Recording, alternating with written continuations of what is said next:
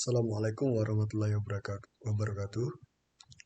Perkenalkan, nama saya Randy Renata dengan NIM D10112111142. Kali ini saya akan melaksanakan tugas yang telah dikasih kepada saya, yaitu vlog mengenai Project Management Body of Knowledge with PMBOK. Yang pertama yaitu pengertian PMBOK. PMBOK adalah standar de facto yang diakui secara internasional yang berhubungan dengan penerapan pengetahuan, keterampilan, peralatan, dan teknik untuk memenuhi persyaratan proyek. Terus PMBOK merupakan suatu standar yang dibentuk oleh Project Management Institute, yaitu PMI, dengan tujuan agar dokumen itu menjadi acuan utama dalam pelaksanaan proyek. Harapannya dengan acuan atau kita sebut best practice tersebut dapat memberikan hasil dari proyek yang berkualitas dengan kompleksitas yang mudah dimengerti. Dan juga ada tujuan PMBOK.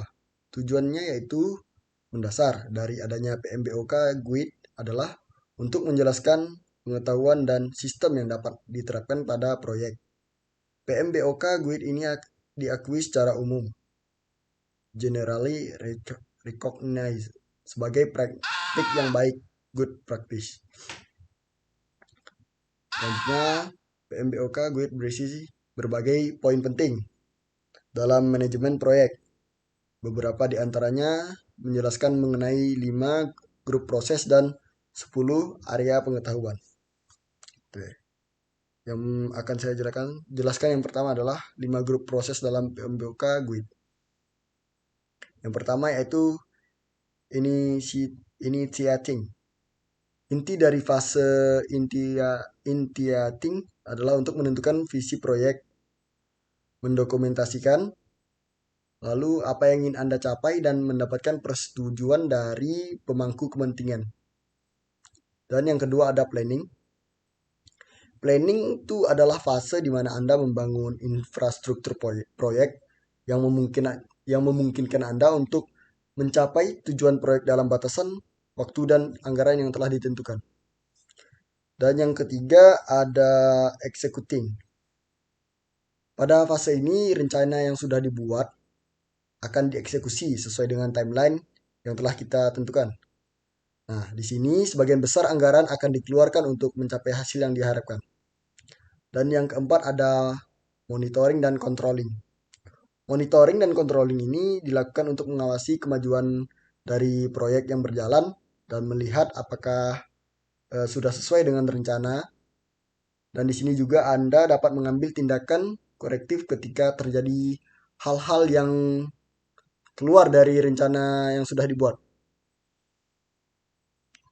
Lalu yang kelima adalah closing.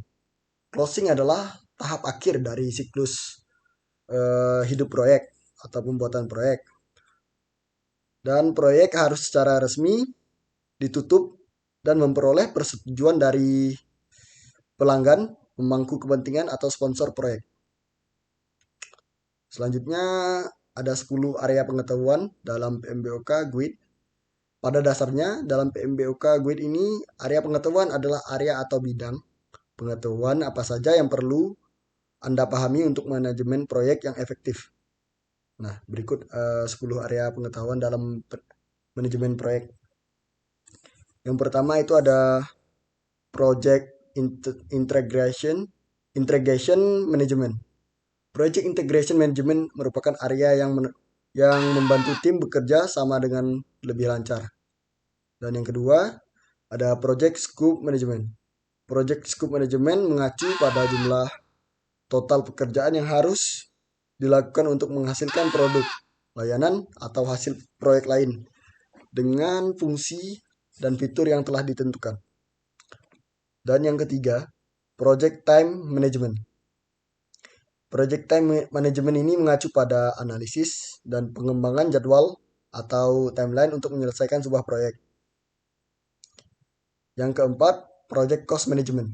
Nah, Project Cost Management yaitu proses untuk merencanakan, memperkirakan, dan mengendalikan biaya atau anggaran untuk menjalankan proyek. Dan yang kelima ada Project Quality Management. Project Quality Management ini dilakukan untuk mengukur kualitas dari semua kegiatan yang berjalan. Lalu yang keenam, Project Resource Management. Project Resource Management ini merupakan pengelolaan dan penetapan sumber daya dalam perusahaan Anda yang dibutuhkan untuk mengerjakan proyek. Dan yang ketujuh, Project Communication Management. Nah, Project Communication Management menguraikan proses dan prosedur yang diperlukan untuk memastikan bahwa informasi dan data yang dikumpulkan selama proyek berjalan dapat dikumpulkan, disimpan, dan didistribusikan dengan benar ke seluruh tim proyek yang terlibat. Lalu yang kedelapan adalah Project Risk Management. Risiko merupakan salah satu hal yang tidak dapat lepas dalam proses manajemen proyek. Oleh karena itulah Project Risk Management ini diperlukan. Yang kesembilan ada Project Procurement Management.